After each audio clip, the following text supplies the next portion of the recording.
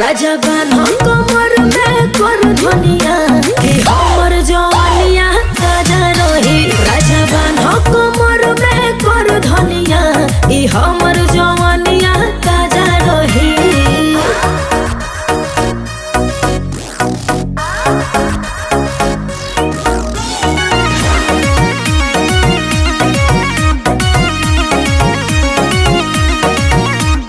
गोरहर बदनिया ई दूध लगता, गाल अमरूद हमर सूद लगता।